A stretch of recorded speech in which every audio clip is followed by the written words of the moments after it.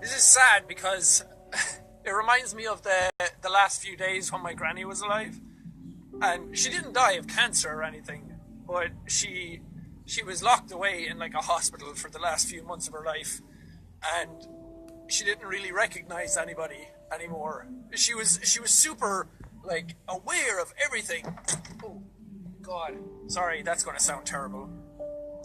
She was super aware of everything, like her entire life, and right up until she went into hospital. But as soon as she went into hospital and she was starting to get treated for I can't remember what it was she had something in her leg that spread through her body and affected her blood. But she was in hospital for a few months before she died, and her mind just completely went. And I remember going in one time with my sister to see her, and we were talking to her, and my granny was like, "Is Sean going to come in to visit us?"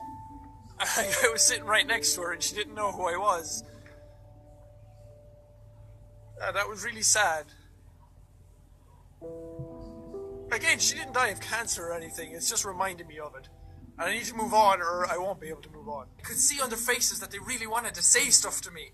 And people were like, "Can I have a hug?" And when I was hugging them, the security were like, "You're only allowed 2 seconds." And they were counting it down out loud. How fucking shit is that? And people were getting hugs at me, and I could tell when I said goodbye to them that they were walking off. And I looked them in the eye and I said it was really nice to meet them. And I could tell they had so much more they wanted to say to me. And they were walking out, and some of them were just so heartbroken, and then it broke my heart. I was signing stuff for a little kid, and he was really giddy and he was really eager, and security like walked him off. And I started to tear up in the middle of the signing, and I was like, okay, fight it back, because it was ruining it for the next person, and I was so rushed through it, and I couldn't do it. It was not the way I wanted to do the signing. But I started making videos here on my own, and you guys have like started watching my videos, and you guys afforded me the chance to go off and do this as like my job. To do it doesn't even feel like a job. It still feels so much fun, and I really love doing it, and it's all because of you guys, and I'm really thankful for that every day. And you guys changed so much about my life in this 1 year.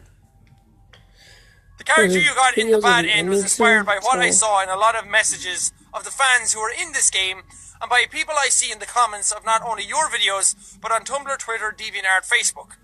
I know you will never see this message. I'm sorry if this message bothers you.